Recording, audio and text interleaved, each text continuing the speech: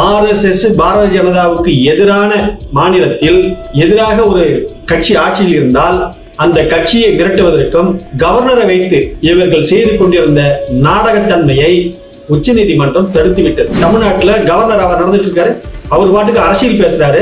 தமிழ்நாடு அரசுக்கு கீழே தான் அதிகாரமற்ற ஒரு பதவி கவர்னர் பதவி. நாடாளுமன்றத்தில் அவசர சட்டம் ஒன்று கொண்டு வருவதற்காக முயற்சி செய்து கொண்டிருக்கிறார்கள். அந்த சட்டப்பிரிவு 142 நீக்குவதற்கான முயற்சி செய்து பார்க்கிறார்கள். அது முடியாது. குஜராத் கலவரத்துல மோடிக்கும் அமித்ஷாவுக்கும் அந்த நீதிமன்றம் அவர்களுக்கு விடுதலை செய்தது. அதை வரவேற்கிறார்கள். அவர்களுக்கு சாதகமான தீர்ப்புகள் எது எது கிடைக்கிறதோ அதையெல்லாம் அவர்கள் வரவேற்கிறார்கள்.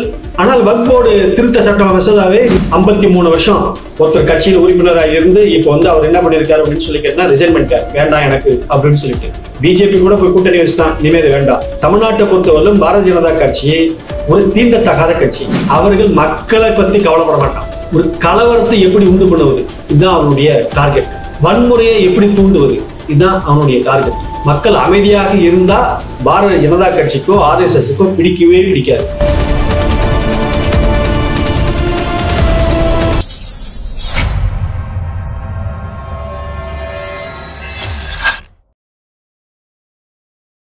முகவரி நேயர்களுக்கு வணக்கம். இன்று ஒரு மிக முக்கியமான சம்பவத்தை பற்றி விளக்க இருக்கிறோம். நேற்று துணை குடியரசுத் தலைவர் ஜெகதீப் தன்கர் அவர்கள் உச்ச நீதிமன்றத்தை பார்த்து மிக ஆக்ரோஷமாக மிரட்டி இருக்கிறார். சாதாரணமான மிரட்டல் கிடையாது. நீதிமன்றம் குடியரசுத் தலைவருக்கு உத்தரவு போட முடியுமா, இது எப்படி இது சாத்தியம் அப்படின்னு சொல்லி கேள்வி எழுப்பியிருக்கிறார், மிரட்டி இருக்கிறார். அதற்கு அடுத்தது அதே போன்று தமிழ்நாட்டில் மக்களால் தேர்ந்தெடுக்கப்பட்ட ஒரு அரசாங்கத்தை ராஜா பாரதிய ஜனதா கட்சியினுடைய ஒரு 2ஆம் மட்ட ஒரு தலைவர்களில் ஒருவர், உங்கள் ஆட்சி நாட்கள் எண்ணப்படுகிறது, கவனமாக இருங்கள் ஸ்டாலின், நீங்கள் வேந்தர்களின் கூட்டத்தை இன்னும் எத்தனை முறை நடத்தி விடுவீர்கள் என்று நான் பார்த்துக் கொள்கிறேன் அப்படின்னு சொல்லி ஆத்திரப்பட்டிருக்கிறார், எச்சரிக்கிறார். அப்படின்னா என்ன அர்த்தம்? டெல்லியில துணை குடியரசுத் தலைவர் ஆத்திரப்படுறார், கோபப்படுறார், உச்ச நீதிமன்றத்தை மிரட்டுகிறார். தமிழ்நாட்டில் பாரதிய ஜனதா கட்சியை சேர்ந்தவர்கள் மக்களால் தேர்ந்தெடுக்கப்பட்ட முதலமைச்சரை, மக்களால் தேர்ந்தெடுக்கப்பட்ட சட்டமன்றத்தை நீங்கள் குப்பைகளை நிறைவேற்றி கொடுக்கிறீர்கள் என்று ஆணவத்துடன் பேசுகிறார். இது எவ்வளவு பெரிய வன்மம் அவர்களிடம் இருக்கிறது என்பதை பாருங்கள். அரசியல் சட்டத்தின்படி நாடாளுமன்றம், சட்டமன்றம் இது 2க்கு தான் முழு அதிகாரம் இருக்கிறது. சட்டமன்றத்துல மக்களால் தேர்ந்தெடுக்கப்பட்ட சட்டமன்ற உறுப்பினர்கள், முதலமைச்சர் அவர்களால் நிறைவேற்றப்படுகின்ற தீர்மானங்கள் ஒரு கவர்னர் தன் விருப்பம் போல் ஆண்டு கணக்கில் நிறுத்தி வைத்திருக்கிறார் என்றால் அது எந்த விதத்தில் சரியானது? அததான் உச்ச நீதிமன்றம் மிக அழகாக சட்டமன்றத்தால் நிறைவேற்றப்படுகின்ற தீர்மானத்தை ஆளுநர் 1 மாதத்திற்குள் அதில் கையெழுத்திட்டு மீண்டும் அரசாங்கத்திற்கு ஒப்படைக்க வேண்டும் அப்படின்னு சொல்லிட்டு நீதிமன்றம் தீர்ப்பளித்திருக்கிறது. அதிகபட்சமாக குடியரசுத் தலைவரிடம் நீங்க அனுப்பினால் கூட 3 மாதத்தில் அதற்கான ஒப்புதல் வழங்கி அனுப்ப வேண்டும், அல்லது காரணங்களை கூறி எழுதி திருப்பி அனுப்ப வேண்டும். நீங்க காரணங்கள் கூறாமல் அப்படியே இருந்து அனுப்பக்கூடாது. இதுதான் நீதிமன்றம் ஒரு அழகான ஒரு சரியான தீர்ப்பை கொடுத்திருக்கிறது. அது வரலாற்று சிறப்புமிக்க தீர்ப்பு. இந்த நாட்டில் ஜனநாயகத்தை விரும்புகின்றவர்கள் அத்தனை பேரும் அந்த தீர்ப்பை வரவேற்கிறார்கள், பாராட்டுகிறார்கள். ஆனால் இவர்கள் RSS பாரதிய ஜனதாவுக்கு எதிரான மாநிலத்தில் எதிராக ஒரு கட்சி ஆட்சியில் இருந்தால் அந்த ஆட்சியை மிரட்டுவதற்கும் அந்த கட்சியை மிரட்டுவதற்கும் கவர்னரை வைத்து இவர்கள் செய்து கொண்டிருந்த நாடகத்தன்மையை உச்சநீதிமன்றம் தடுத்துவிட்டது. அதனால் இவர்களுக்கு ஆத்திரம் பொங்கிக் கொண்டு வருகிறது. RSSம் பாரதிய ஜனதாவும் விரும்பாத ஒரு தீர்ப்பை உச்சநீதிமன்றம் கொடுத்து விட்டது.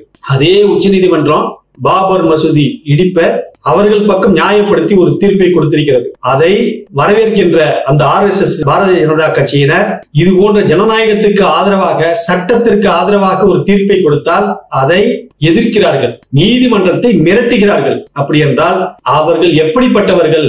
அவர்கள் இந்த நாட்டை ஜனநாயக பாதைக்கு அழைத்துச் செல்வதை அவர்கள் விரும்பவில்லை. சட்டத்தின்படி ஆட்சி நடப்பதை அவர்கள் விரும்பவில்லை. அவர்கள் இஷ்டத்துக்கு அதிகார தோரணையோட, திமிரோட ஒரு கவர்னர், இங்க தமிழ்நாட்டுல கவர்னர் அவர் நடந்துட்டு இருக்காரு, அவர் பாட்டுக்கு அரசியல் பேசுறாரு. சட்டமன்றத்துக்கு கீழே தான், தமிழ்நாடு அரசுக்கு கீழே தான் அதிகாரமற்ற ஒரு பதவி கவர்னர் பதவி.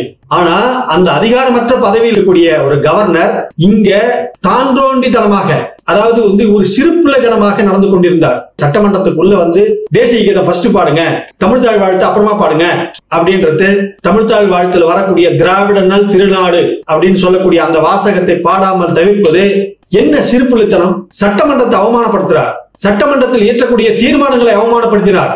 அவ்வளவு கொடுமைகளை இந்த அரசாங்கத்திற்கு அவர் குடைச்சல் கொடுத்துக் கொண்டிருந்தார். அதையெல்லாம் இந்த பாரதிய ஜனதா ஆட்சி, அதையெல்லாம் இந்த துணை குடியரசுத் தலைவர் நியாயப்படுத்துகிறார். அதுதான் சரி என்று நியாயப்படுத்துகிறார். பாரதிய ஜனதா கும்பல் அதுதான் சரி என்று நியாயப்படுத்துகிறது. அப்படி என்றால் இவர்கள் யார்? இவர்களை மக்கள் அடையாளம் படுத்திக் கொள்ள வேண்டும். இவர்கள் யார் என்பதை தெரிந்து கொள்ள வேண்டும். இவர்கள் வன்முறையாளர்கள். நீதிமன்றம் ஒரு தீர்ப்பு கொடுத்தா, அவர்களுக்கு சாதகமாக ஒரு தீர்ப்பு கொடுத்தா அந்த தீர்ப்பு நியாயமானது, நீதிமன்றம் சொல்றதை ஏற்றுக்கொள்ள வேண்டும் என்று சொல்கிறார்கள். ஆனால் அவர்களுக்கு விரும்பாத RSS பாரதிய ஜனதா கட்சி விரும்பாத ஒரு தீர்ப்பை கொடுத்தால் அவர்கள் நீதிமன்றத்தையே எச்சரிக்கிறார்கள், நீதியையே தாக்குகிறார்கள். அப்படி என்றால் அவர்கள் இந்த நாட்டில் அவர்கள் என்ன செய்ய துடித்துக் கொண்டிருக்கிறார்கள்? இப்போது அந்த சட்டத்தை நீர்த்து போகும் அளவிற்கு அவர்கள் நாடாளுமன்றத்தில் அவசர சட்டம் ஒன்று கொண்டு வருவதற்காக முயற்சி செய்து கொண்டிருக்கிறார்கள். அந்த சட்டப்பிரிவு 142 நீக்குவதற்கான முயற்சி செய்து பார்க்கிறார்கள். அது முடியாது, அவர்களால் அது முடியாது. ஆனா சட்டம் மிகவும் வலுவானது, நீதிமன்றம் மிகவும் வலுவானது. அதை பாதுகாக்க வேண்டிய பொறுப்பும் கடமையும் ஒவ்வொரு குடிமகனுக்கும் இருக்கிறது. இந்த நேரத்தில் நாம் நீதிமன்றத்தின் பக்கம் நிற்க வேண்டும். இவர்கள் இஷ்டத்திற்கு நீதிமன்றத்தை மிரட்டுகிறார்கள். குஜராத் கலவரத்துல மோடிக்கும் அமித்ஷாவுக்கும் அந்த நீதிமன்றம் அவர்களுக்கு விடுதலை செய்தது, அதை வரவேற்கிறார்கள். அவர்களுக்கு சாதகமான தீர்ப்புகள் எது எது கிடைக்கிறதோ அதையெல்லாம் அவர்கள் வரவேற்கிறார்கள். ஆனால் வக்ஃப் போர்டு திருத்த சட்ட மசோதாவை நீதிமன்றம் இப்போது தலையில் கொண்டு வைக்கிறது. நீதிமன்றம் இப்போது விழித்துக் கொண்டிருக்கிறது. நீதிமன்றம் எப்போதாவது ஒரு முறை இப்படி நேர்மையான நியாயமான தீர்ப்புகளை வழங்க முன் வருகிறது. ஆனால் அந்த தீர்ப்புகளை மக்களாகிய நாம் ஒவ்வொருவரும் வரவேற்க வேண்டும். அப்போது அந்த நாட்டில் ஜனநாயகம் நிலைத்து நிற்கும். இல்லென்றால் இவர்களை போன்ற பாசிச சக்திகள், இந்த பாசிச சக்திகள் என்ன பண்ணுவோம் அப்படின்னு சொல்லி கேட்டீங்கன்னா, நீதியை இவர்கள் சுக்குநூறாக ஆக்கி விடுவார்கள். இப்ப நம்ம சொல்ல வர்றது என்னன்னு கேட்டீங்கன்னா, மற்ற கட்சிகளுக்கும் இந்தியாவில காங்கிரஸ் இருக்கிறது, தேசியவாத காங்கிரஸ், மம்தா பானர்ஜியினுடைய தனி கட்சி ஒன்று இருக்கிறது, சமாஜ்வாடி பார்ட்டி இருக்கிறது, பகுஜன் சமாஜ் பார்ட்டி இருக்குது, ஐக்கிய ஜனதா தளம் இருக்கிறது, திராவிட முன்னேற்ற கழகம் இருக்கிறது. இது எல்லாம் ஒரு ரகம். கம்யூனிஸ்ட் கட்சி இருக்கிறது. இவர்கள் எல்லாம் ஒரு தனி ரகம். ஆனா RSS பிஜேபியும் தனி ரகம். ஏன்னா இவர்கள் எல்லோரும், மற்ற எல்லா கட்சியும் பாத்தீங்கன்னா சட்டம் என்ன சொல்றதோ, நீதிமன்றம் என்ன தீர்ப்பு வழங்குகிறதோ அதை ஏற்றுக்கொண்டு அமைதியாக போய்விடுவார்கள். ஆனால் இவர்கள் நீதிமன்றம் கொடுக்கின்ற தீர்ப்பையும் இவர்கள் மதிக்க மாட்டார்கள். இவர்களுக்கு எதிரான மாநிலத்தில் ஒரு ஆட்சி நடந்தா அந்த ஆட்சியை மதிக்க மாட்டார்கள். இவர்களுக்கு எதிரான ஒரு தீர்ப்பு வந்தா அதை மதிக்க மாட்டார்கள், அதை தாக்குவார்கள். பாசிச சக்திகள். மக்கள் இவர்களை அடையாளம் கண்டு கொள்ள வேண்டும், இவர்களை வெறுத்து ஒதுக்க வேண்டும். தொடங்கிட்டாங்க. நீங்க இன்னைக்கு தமிழ்நாட்டுல பாத்தீங்க அப்படின்னு சொல்லி கேட்டீங்கன்னா, அவர்கள் யார் அப்படின்றத பிஜேபி கூட கூட்டணி வச்ச உடனே அதிமுக தொண்டர்கள் பூரா விலக ஆரம்பிச்சிட்டான் அந்த கட்சியில இருந்து. போதுண்டா சாமி, 53 வருஷம் ஒருத்தர் கட்சியில உறுப்பினராக இருந்து இப்ப அவர் என்ன பண்ணிருக்காரு அப்படின்னு சொல்லி கேட்டா, ரிசைன் பண்ணிட்டார், வேண்டாம் எனக்கு அப்படின்னு சொல்லிட்டு. பிஜேபி கூட போய் கூட்டணி வச்சுட்டான், இனிமே இது வேண்டாம். தமிழ்நாட்டை பொறுத்தவரையிலும் பாரதிய ஜனதா கட்சி ஒரு தீண்டத்தகாத கட்சி. அவர்கள் நல்ல வார்த்தையை பேசவே மாட்டார்கள். மக்களுக்கு ஏற்ற, மக்கள் கொள்கைக்கு, மக்கள் படிப்புக்கு, மக்கள் வாழ்வாதாரத்துக்கு தகுந்த மாதிரி எந்த போராட்டமும் செய்ய மாட்டார்கள். திடீர்னு தூக்கி கொண்டு வந்துடுவார்கள். இது இந்துக்களுடைய நிலம், இது முஸ்லிம்களின் நிலம், இது கிறிஸ்தவர்கள் நிலம் அப்படின்னு சொல்லி இப்படிதான் அவர்கள் குழப்புவார்கள். அவர்கள் மக்களை பத்தி கவலைப்பட மாட்டான். ஒரு கலவரத்தை எப்படி உண்டு பண்ணுவது, இதுதான் அவனுடைய டார்கெட். வன்முறையை எப்படி தூண்டுவது, இதுதான் அவனுடைய டார்கெட். மக்கள் அமைதியாக இருந்தா பாரதிய ஜனதா கட்சிக்கோ RSSக்கோ பிடிக்கவே பிடிக்காது. அவர்கள் ஆபத்தானவர்கள். அதனாலதான் தமிழ்நாடு மக்கள் அவர்களை தொடர்ந்து ஒரு கவுன்சிலர் எலெக்ஷனை கூட அவங்க நின்னா மக்கள் தோற்கடித்துக் கொண்டிருக்கிறார்கள். அவர்களை இங்க கால் ஒன்று விலகாம இருக்கிறதுக்கு காரணமே அவர்களுடைய நடத்தி தான். அவருடைய பேச்செல்லாம் நீங்க கூர்ந்து கவனிங்க. நேற்று H. ராஜா பேசுறாரு, அவ்வளவு அநாகரிகமா பேசுறாரு. முதல்ல கவர்னர் கிட்ட இருந்த அதிகாரம் முதலமைச்சர் கைக்கு வந்துருச்சு. இது இந்தியா முழுக்க ஒரு வழிகாட்டியா மாறிடுச்சு. அவர்களுக்கு ஆத்திரம் தாங்கல. ஒரு பக்கம் பிரைம் மினிஸ்டர் போயிட்டு குடியரசுத் தலைவரை சந்திக்கிறாங்க, ஒரு பக்கம் இந்த அமைச்சர்கள் அமித்ஷா உள்ளிட்ட மற்ற அமைச்சர்கள், ராஜ்நாத் சிங் போன்ற அமைச்சர்கள் எல்லாம் ஒன்று கூடி பேசுறாங்க. துணை ஜனாதிபதி கொதித்து எழுறாரு. இவர்கள் எல்லோரும் நல்ல கவனிங்க, பார்ப்பனர்கள். இவர்கள் ஏன் இப்படி துடிக்கிறாங்க அப்படின்னு சொல்லி கேட்டா, பார்ப்பனர்கள் கையில இருந்தக்கூடிய அதிகாரம் இன்னொருத்தர் கைக்கு போயிடவே கூடாது. கோயில்ல புரோகிதர் வேலை, இன்னொரு புரோகிதரை நீ நியமனம் பண்ணினா, பார்ப்பனர் இல்லாத ஒரு புரோகிதரை நியமனம் பண்ணினா அதை அனுமதிக்க மாட்டாங்க. ஏன்னா கோயில் சொத்து, கோயில அவர்கள் கையில வச்சிருப்பாங்க. அவர்களுடைய அதிகாரத்தை எங்க போனாலும் சரிதான், அதை அவர்கள் விட்டு கொடுக்க மாட்டார்கள்.